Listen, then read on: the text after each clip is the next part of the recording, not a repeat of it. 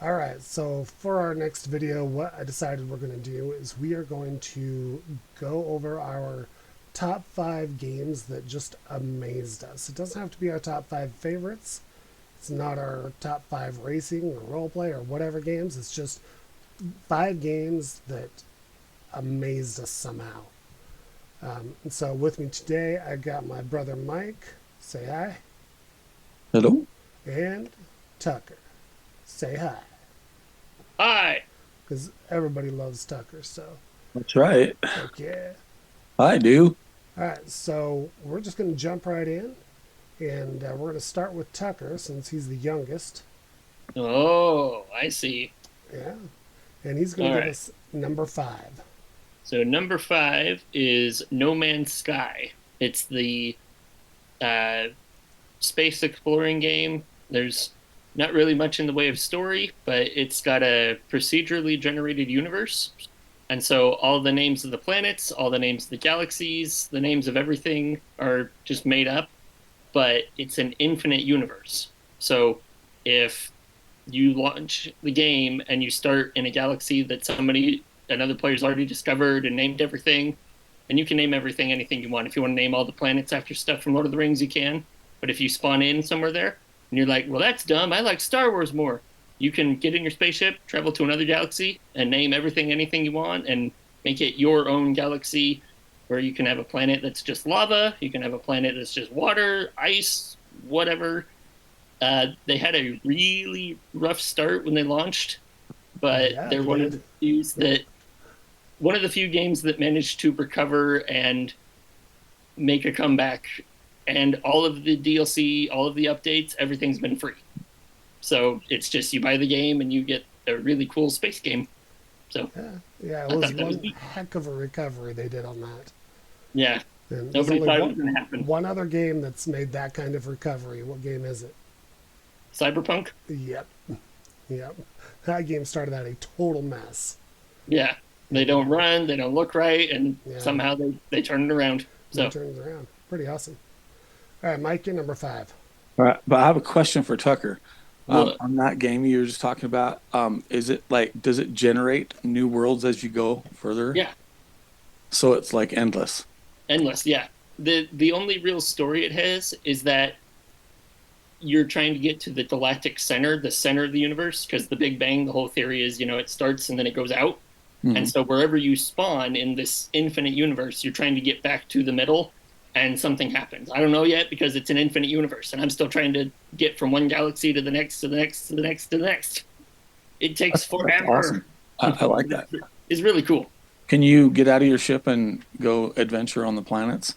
Oh, yeah. Yeah, And you get encounters and everything? Yep. There's friendly Wow. aliens, there's hostile aliens, there's Wow. space stations that have friendly, good, and evil, unfriendly characters that you can run into. It's also online, so you run into other players, and there's a whole bunch of different spaceships.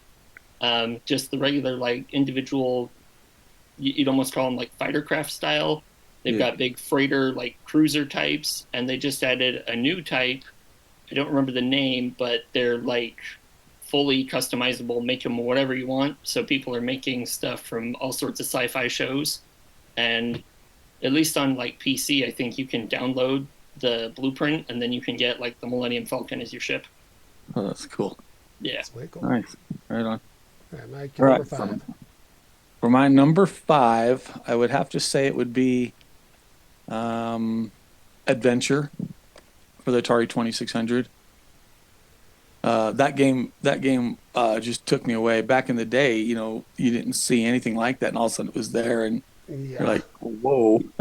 And we played that thing until we got kicked off by mom at 3 in the morning it was pretty awesome. multiple times.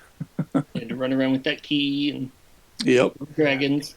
I got really good at the easy difficulty level. The other Most difficulty impressive. levels kicked my butt.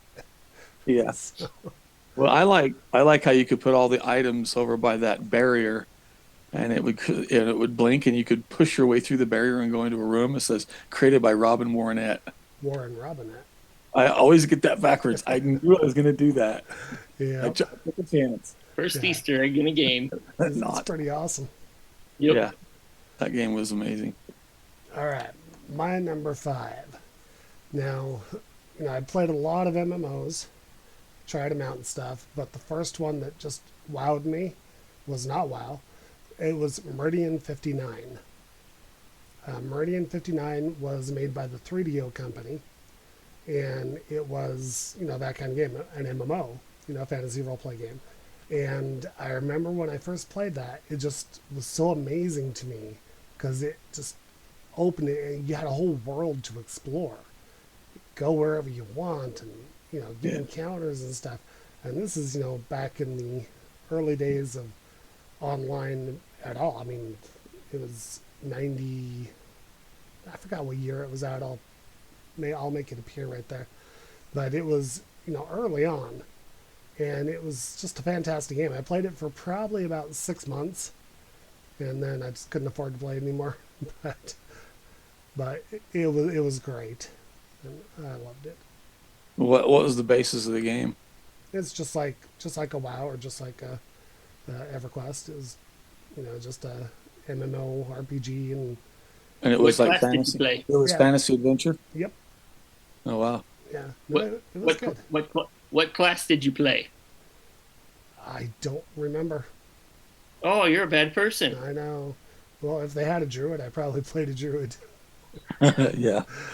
Druid's the What a best. surprise. I know. All right, Tucker, you're number 4. All right, number 4 is Tainted Grail: Fall of Avalon, and it's one of several games that have tried to capture the Skyrim formula, and I think it's like the only one that's really nailed what Skyrim did originally, Yeah. because it's in a lot of ways they just copied it, which it's okay, I guess, to a degree, but they also innovated a lot because it's been what Skyrim came out in 2011. This was like 2023, 22, so 10-ish years, give or take. It's set in like old world, I want to say England, because it's the Legends of King Arthur.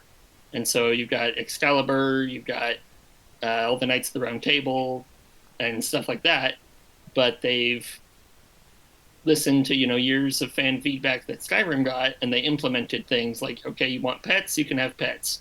You want deeper armor customization, you can have that. The crafting's bigger and better. The exploration, the puzzles, definitely the graphics. The enemy types are wide and varied. They just did a DLC that adds a bunch of underwater, like sea monster type stuff. So now, did you finish the game, or are you still going?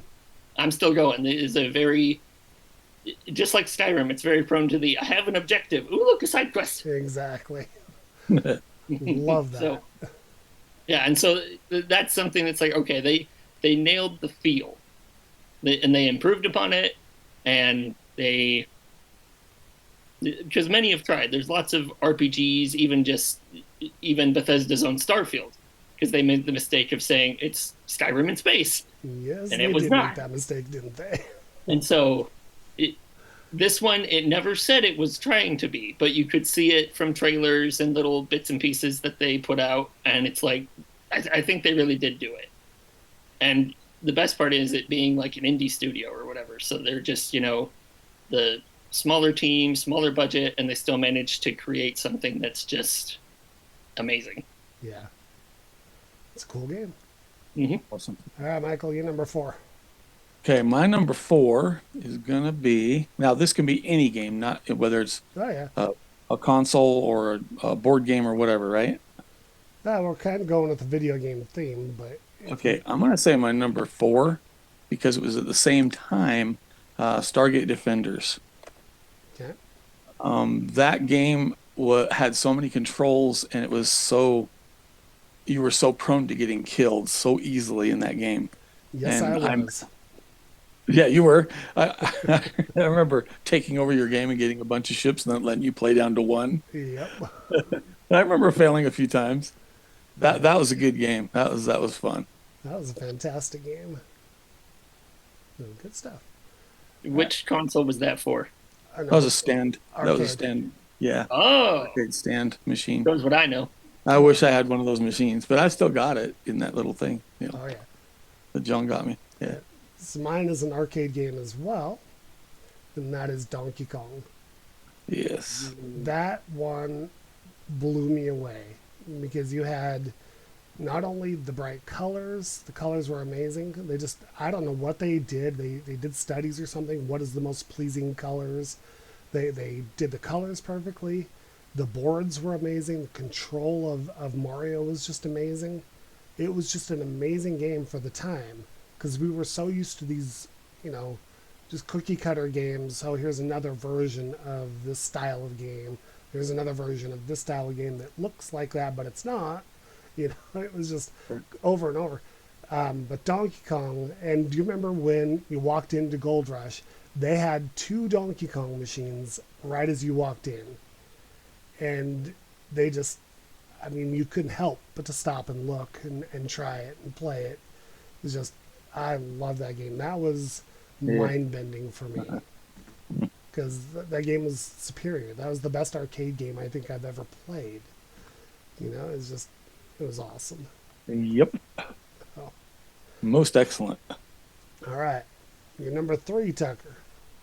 All right, number 3, following with your theme of, you know, they did studies on the colors or whatever, Vampire Survivors. This one was made by a former slot machine guy. He built the slot machines, and I think we even worked on he exclusively worked on the programming of the flashing lights and all the symbols and stuff. Mm-hmm. And having done that, he realized that, you know, there's certain colors and combinations of effects that attract the eye and get you to keep playing. And that's why people sit at the slot machines for hours and hours and hours. Yeah. And so he made a little just 2D, the genre is called bullet hells now, is basically it. And it's just, you run around on the screen and you're just throwing like potions or knives or whatever just to kill as many enemies as possible. It starts out at a 30-minute timer, but the enemies keep getting stronger. They keep coming faster. They keep having more of them. And then there's the bosses, and it's just like your screen will be covered to the point that you can't see your character on the screen, and it's just flashing damage numbers, and you can't see anything. And you're like, well, I'm not dead yet, so maybe. It is a deceptively addictive game. That is, oh my gosh, that game is amazing. Made by one dude. Yeah. He knew what he was And doing. also, Tucker, just for your information, the old folks will tell you that term has been around for a long time. Oh. Hell. Started back in the shooters like 1943 and that kind of stuff, where the screen was full of bullets and you have to dodge them and stuff. 1943, you're really old. What's the term? Game, bullet hell. Never heard that. Yeah, that's been a term for a long time. Never heard Yeah, that. it's just like shoot as many bullets as you can, as quickly as you can. Yeah. Okay, Michael, you're number 3. My number 3, I'm gonna have to say, is Star Castle. Flagstaff, Arizona, duds and suds in the back, had a Gorgar machine, and it had a Star Castle. And the Star Castle would go on the fritz once in a while, and we didn't know what to do with our lives when it happened. Yeah. And where else did they have a Star Castle? It was out at the mall, wasn't it? Was it at the, no, it was at where you worked. Wasn't it the Aladdin's? No. We're talking Flagstaff. Oh. The roller skating rink. Oh, yeah, that's right. That's right. Yeah. Wow. And I so remember that forever. we would go pay for admission to go skating and then go play that game. We go play Star Castle, and we'd be hungry because we want Star Castle food. Yeah, we were idiots. We still are, but that's okay. Yeah, Star Castle was amazing. That was a great. And game. who was the best at it? Not me. I rocked at it, man. Can't tell you my score though. I don't remember. All right, my number 3, Super Mario Bros. For the NES. That game was such a drastic change from what the video game world was about. Because all the games pretty much before then, sure, you had separate screens, you know, you had stuff you can go to, but this was a continual world that would just scroll. And there was so much to do. The graphics were so good. The playing field was varied. You know, every level you get to was a different theme. And even the ones that were similar, they changed the colors enough to where it looked different. But it was just fantastic. It was one of the few games that have kept me up for 24 hours straight playing it. When I got that, it was just amazing because I brought it home and I just played that thing for 24 hours straight. Wouldn't stop. Oh, You were how old at the time? oh, how old was I? That would have been 16. And the way, because I got my NES, and the way I got my NES, I babysat 6 children for a whole weekend. Do you remember whose children it was, Mike? Mm-mm. It's the Dones. Oh, that's right. So yeah, but Super Mario Bros. Was just mind bending. It was amazing. So, Alright. That's probably one of my favorites too. oh In yeah, fact, sometimes I'll hear sounds like when you hit the bricks, when you go underneath and hit the bricks, I'll hear sounds in other electronics and other things that sound just like it. It takes me right back to that. Hmm. or you can hear dun dun dun dun dun. That was Deborah, awesome. what's your All number right. 2? Number 2 is Titanfall, and it's a first-person shooter made by a couple of the guys who made the early Call of Duties, and they went, okay, shooting is fun when you're just a person, but what if we put you in a giant robot? And so then you can shoot as a giant robot, and so you have the dual combat of playing as just a regular human, you know, running around. You can get inside buildings and shoot other characters and things, but you can get inside your mech called a Titan. So the game's called Titanfall because the mechs fall out of the sky. And then you're running around in this giant, like 40 foot tall robot, kind of like a Pacific Rim or even like a Transformer. And so you're just blowing everything up and getting shot. I like the first one more because they did the leveling system was better. They had more fun with it. In the sequel, they just did it like every other game does their leveling, but they did a better story. You finally got some background on who's who, and in the first game, you think you know who the good guys are. Turns out they're the bad guys. So that was fun, but the first one was always a better shooter. So, That was a great game. mhm. And recently they just finally delisted it because it's like 11, 12 years old now. They're like, it's time, man. Like, that's sad. That is sad. Yep. All right, Michael. All right, so my number 2, I'm going to say is EverQuest. That game took me in and just wrung me out like a sponge. I don't know how many hours I spent on that. Too many, way too many. And I even play it once in a while. I haven't played it for months, but once in a while I'll jump back on my old character and go romp around for a bit. Yeah, and sadly, there is a way to find out how much you play, and you You just go /time. enter. avoid that. Yeah, it's like, oh crap. Oh my gosh. Yeah, you type /played and WoW, and you're just like, oh my gosh. That is Yeah, wild. that was a real groundbreaker for MMOs too. Yeah, it was. That was crazy. That was good times. That was a fun one. My favorite definitely was the Druid. My favorite memory of that was when we went to that little hut, me and you with Sathril and Wolfworm. What a name. And we went to that hut and I went to talk to that guy and he mesmerized me. He was an enchanter and he took over my body and he made me attack you and chased you out of the zone. And I was like, what the heck are you doing? All I saw was my screen was frozen. And I was like, something's wrong with my computer. You're like, you're killing me. That was a fun one. That was the best. I loved going and picking on a whole bunch of creatures and then training them all through a camp and gating out so everybody has to deal with them. That was fun. That was evil. It was a righteous thing to do. Yeah. Mhm. That was I'm sure they appreciated it. Oh yeah. All right. well. My number 2, Forza Horizon 5.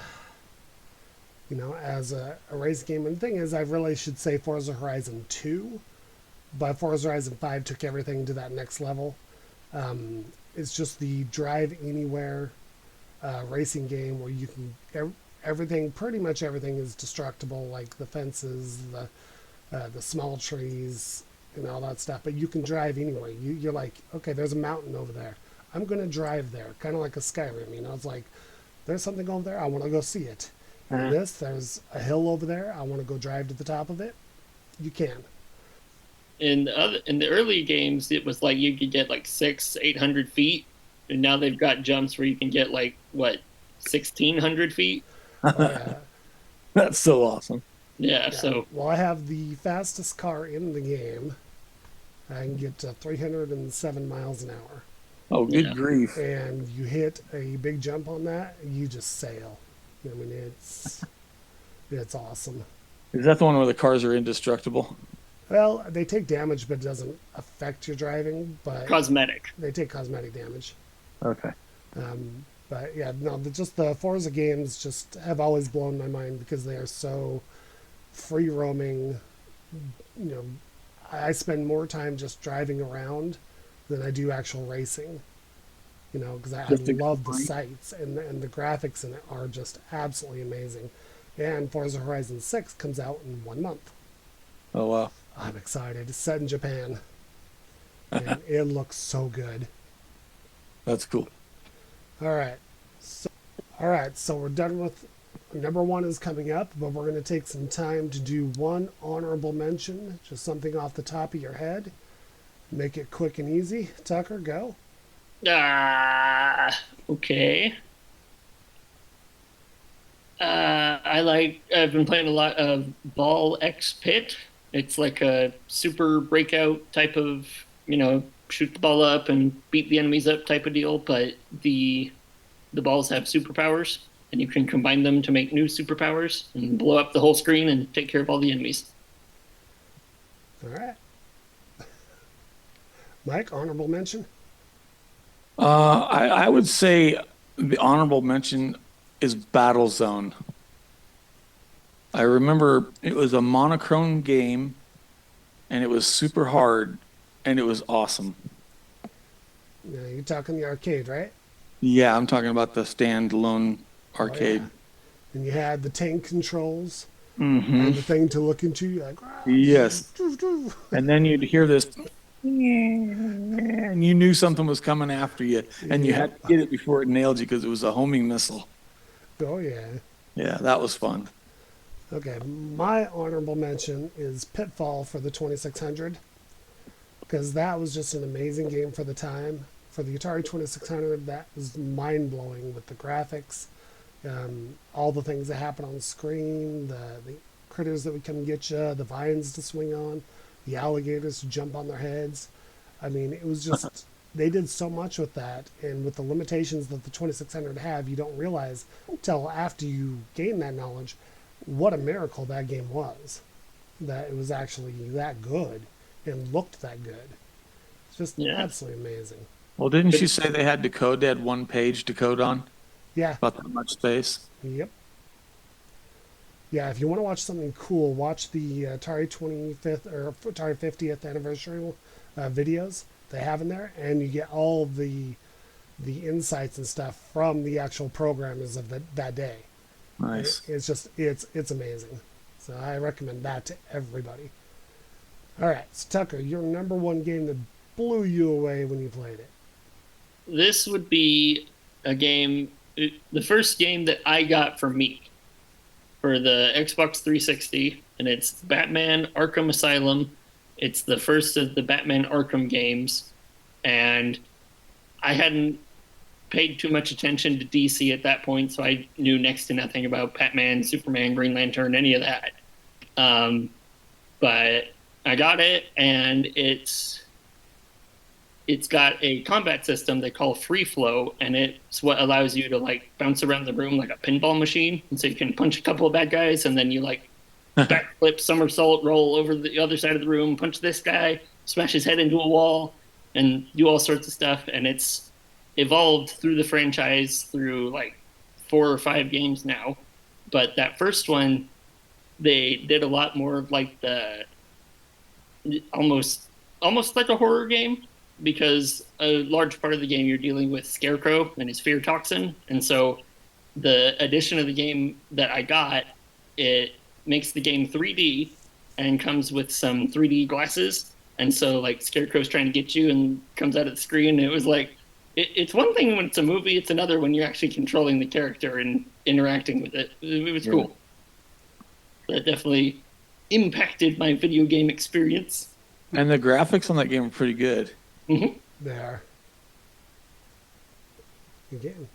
Okay, Yeah. Mike, you're number one. Well, my number one is going to have to be Pool of Radiance. That game is, I don't know. Dragon Warrior. You got so many honorable mentions out here. Zelda, but Pool of Radiance was the first adventure game that I really played, and it was amazing because you got your stats, you got your damage points, you got your inventory, and you can go out into the wilds and you can go fight driders and giants out there, and you can get some pretty good stuff. Although it's pretty dangerous to do. What's amazing with that game is you play it today, and you still remember the maps, the layouts. You still, I mean, even the code to get into the game, you remember them. Yep. It is wild. No, that was an amazing game. I wish I had known we were going to do this video yesterday. I would have dug through some boxes and grabbed my silver edition and the gold edition.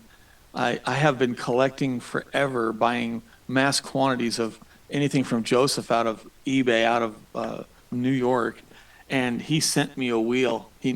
I told him I'm looking for a Pool of Radiance wheel. Actually, he sent me two.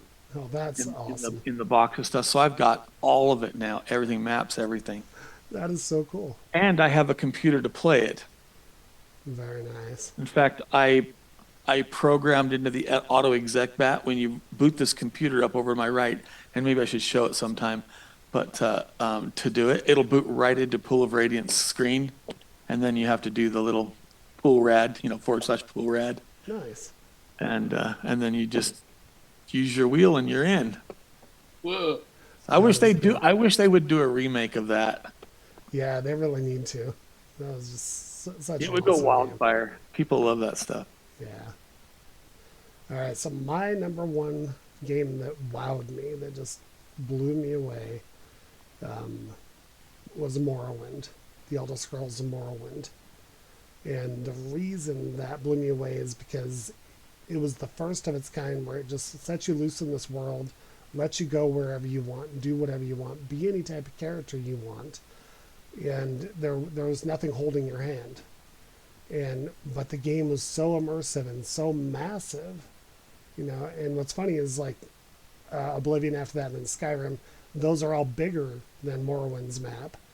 But at the time, Morrowind was just so amazing because it was so huge. Yeah. Go anywhere, do anything, and my big claim to fame on that one Well, I know what you're going to say. was I would go through each of the towns and I would sneak into the buildings and I would steal all the candles and all the Every one lamps. of them. And in the town outside Balmora, I had a house there, and I would just stack the candles on the house, in the house. I'd make trails leading to the house. It was just a shining beacon on a hill. And there Literally. was just candles all over, to the point that it would crash my Xbox. Yeah. Lag really bad.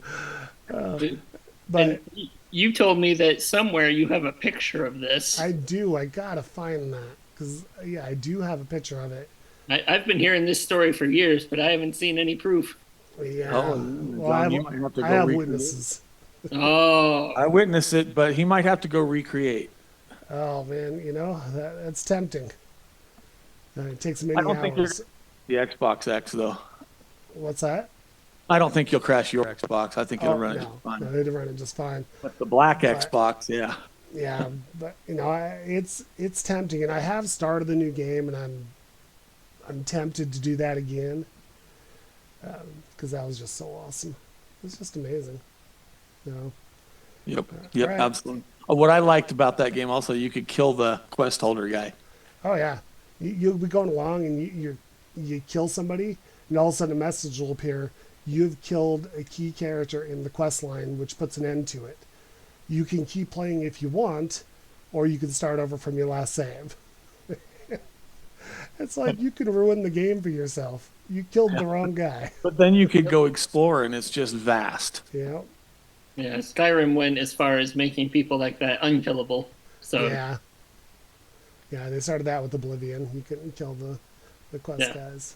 You know, just, Taking away all the fun. yeah, it was funny in Morrowind when that message would pop up. It's like, game over pretty much, but you can keep playing if you want.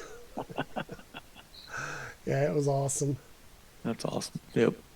All right. Great game. So, Tucker, any last words or stories or anything?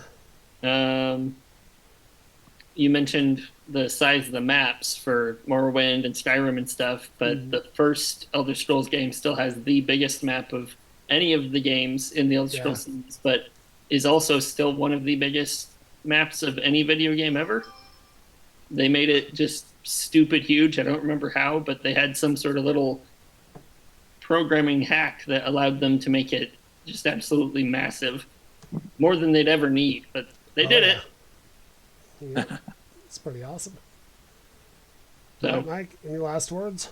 Sure, Dragon Warrior, when you saved the princess. I remember you're holding the princess and you're like, "Dur, dur, dur, dur, dur, dur," and you go back to the castle and the father rewards you. Well, I decided to go to the inn. I figured the princess needs to be cleaned up and presentable for her father. And I took her into the inn, and behind me I hear my mother go, "Michael!" And I was like, "What?" She just has to get ready to see her dad. I got You know busted. what's funny? On the remake that I have, they put that into an achievement. But it's not just the princess, but you could, if you take someone to the inn, it's an achievement. Nice. So I guess that was a very common thing. Yeah. yeah. Dragon All right. Warriors. I must have spent 1,000 hours on Dragon Warrior. I'll play it once in a while still. On that little handheld. Fantastic game. So, and then my last words are really excited for the new Xbox system to come out. It's not going to be out for probably another year and a half, 2 years. But if they are trying to recapture the market and try to do everything right, it should be absolutely amazing. I mean, I love my Series X, but Microsoft really dropped the ball this generation in so many different ways. I mean, it's still a fantastic system. They have amazing games, but they have to recover. You know, they're going to have to do something extra special with the next system if they're going to recover. They Yeah. did just drop the price of Game Pass, so I'm very excited about that because they definitely raised it up too high. Mhm. So that's my final word. All right. So this has been our top 5 games that have impressed us over the years. Tucker, not so many years, but for me and Mike, a lot of years. 40 years. And yeah, so these are just a lot of fun. If you have any comments or your list, put them down below. Be sure to like, subscribe, all that good stuff. And we will see you next time.